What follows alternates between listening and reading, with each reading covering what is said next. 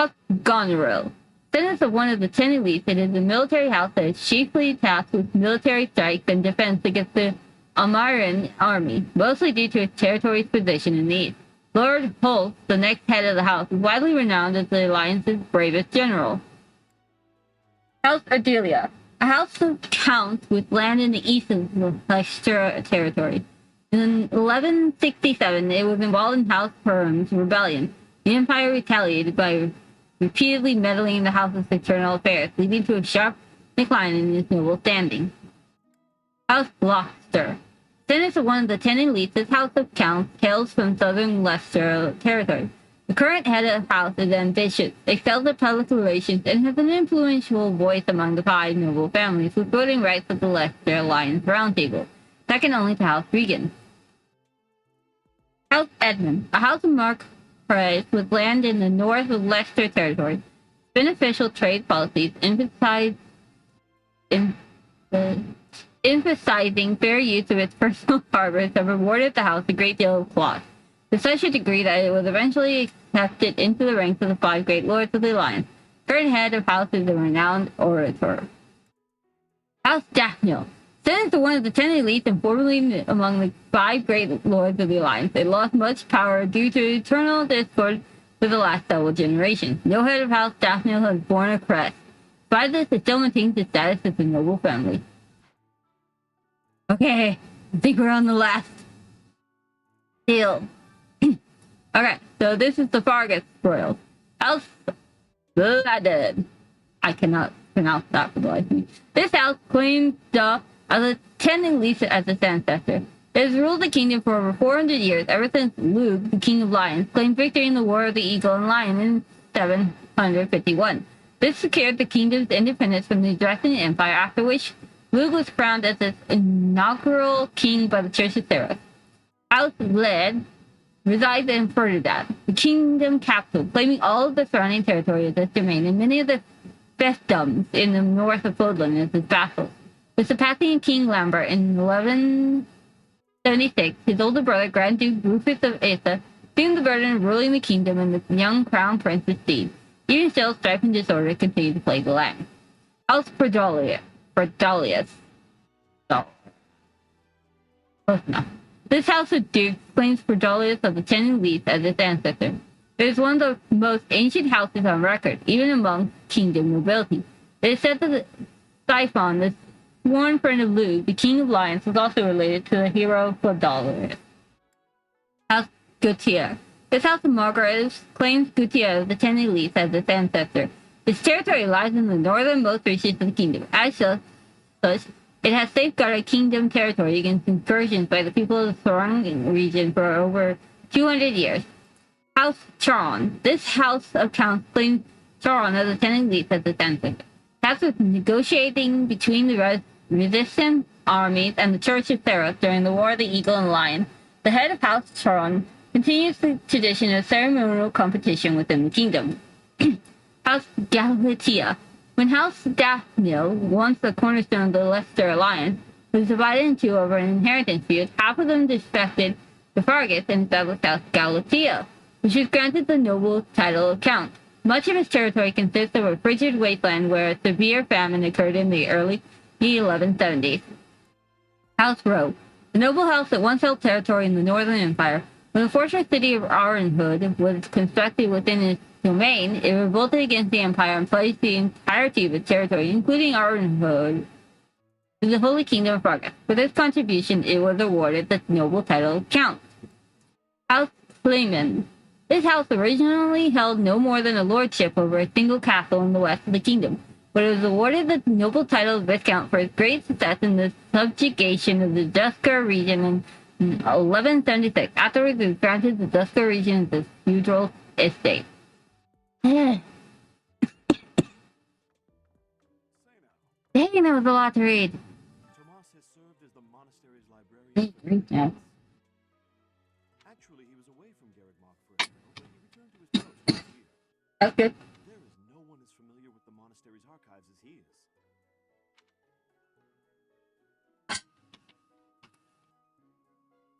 Oh wait, why do I saw the BRB sign? Why did nobody tell me the BRB sign? So Wait, you want back already?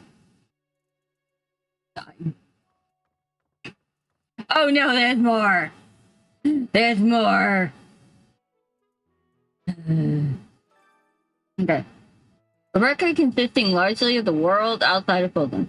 The author's identity is unknown, but they have clearly experienced these places firsthand. Amara, a great kingdom to the east of Poland, its territory bordered that of the Lesser Alliance with the Precipitous mountain range known as Poland's Throat, acting as the dividing line. People maintain a strong legacy of horsemanship and relish in the thrill of battle. This vast kingdom is rich in fertile prairies, deserts, and mountain ranges. Albania, a continent to the northwest of Poland. Its frigid climate is home to numerous rare and valuable species of flora and fauna. However, the human population there is extremely small due to the intense cold in the frozen earth, which is unsuitable for growing grains or other food crops. Morphis.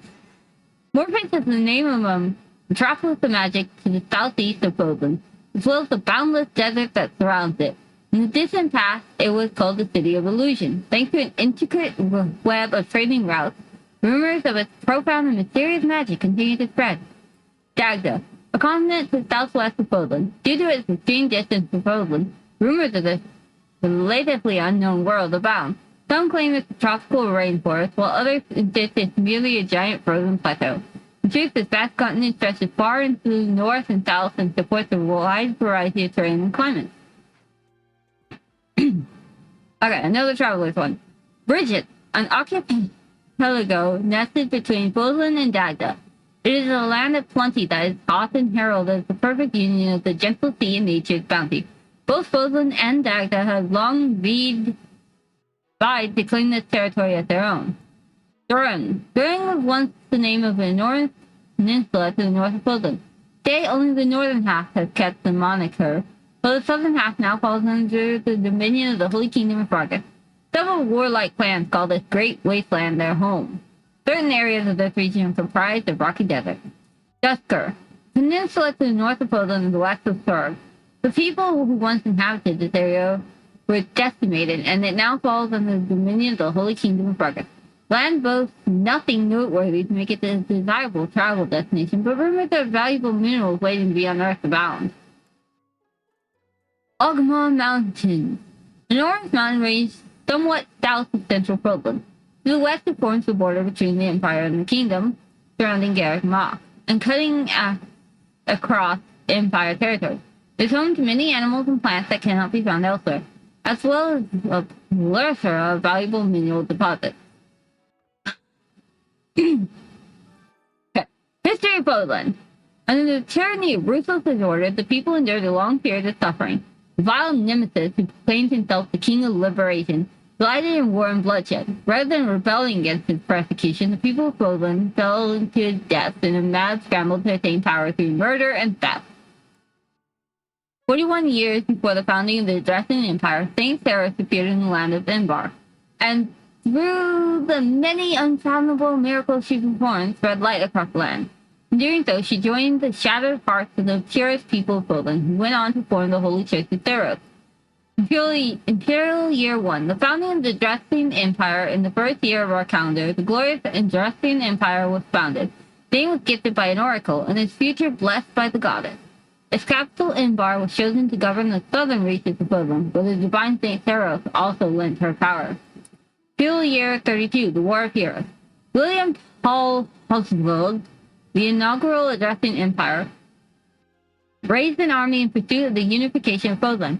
With his might, he hunted and destroyed any house of territory that dared to seek more power.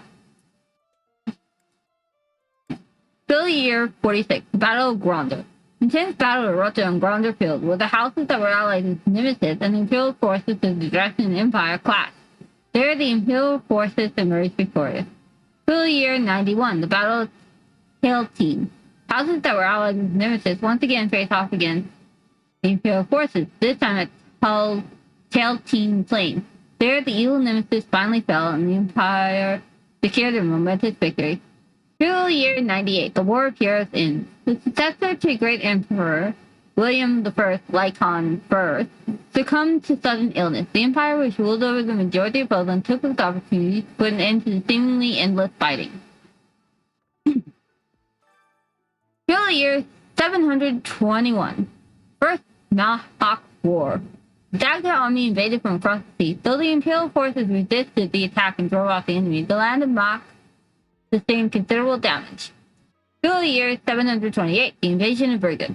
The empire invaded the Burgund archipelago, a land occupied by allies of Dagda. As penance for their refusal to surrender, the people of Burgund were relegated to a life of imperial subjugation. Till the year 731, the invasion of Dagda. Sabun of a strong foothold in Burgund, the empire mounted a large-scale invasion of Dagda. However, the fortunes of war were not on their side in the attack failed. Until the year 747, the Fargus Rebellion. Ludwig, a descendant of one of the houses that first quarreled with the empire, raised an army to demand independence, pulling the land of Fargus into a fierce rebellion. This clash came to be known as the War of the Eagle and Lion. Till year 751, the founding of the Holy Kingdom of Fargus. Ludwig and his resistance army were victorious over the imperial forces. The Holy Church of Theros mediated between the two, and Fargus secured its hard-won independence as the Holy Kingdom of Fargus. Until the year 801, the Leicester Rebellion. Rebellion broke out in the imperial lands of Leicester, which the imperial army was unable to suppress. The Holy Kingdom, viewing the uprising as an opportunity to increase its own political sway, occupied the Leicester region, formally declaring it as the territory of Fargus. Until the year 861, Fargus divided. Following the death of King Claus I, three princes became archdukes and split the Holy Kingdom of Fargus, that they may rule over it as three separate territories. Through the year 881, the Crescent Moon War.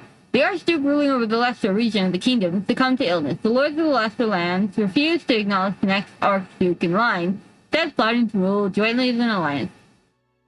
Until the year 901, the founding of the Leicester Alliance. The Leicester Alliance was officially formed after the subjugation of hostile nobles and the removal of all opposing forces in the region of Fargus.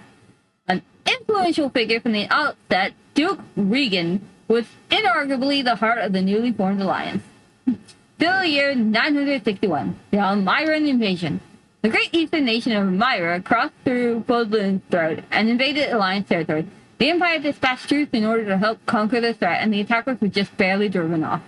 Till the year 1101, the construction of Fodlan's Locket.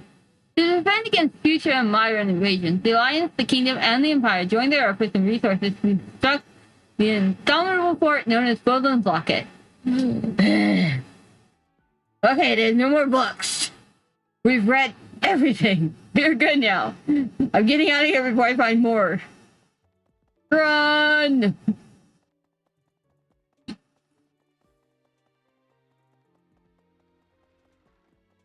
Remind me never to do that again. Okay,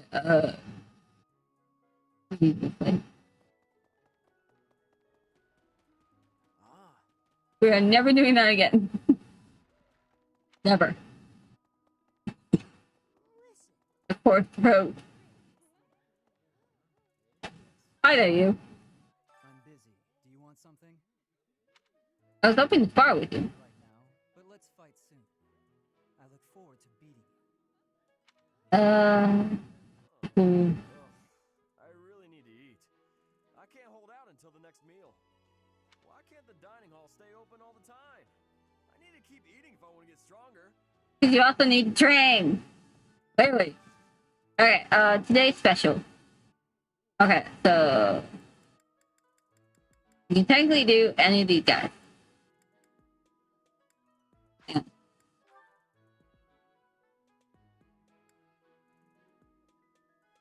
Technically, if we had enough, we could do that, but we don't have enough. So let's just do this. We'll do you and I guess there's no harm in doing Bernadetta.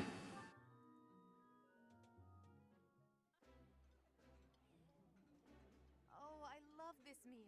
How did you know? I didn't. Ooh, this is my favorite. You've got great taste. I'm surprised she's in the dining hall. Thought she'd flee to her room. Be like, yep. Yay! You now have more activity points for exploration. You will now receive more monthly funds for activities. Alright. I knew I could count on you. And I believe that's all the quests, right?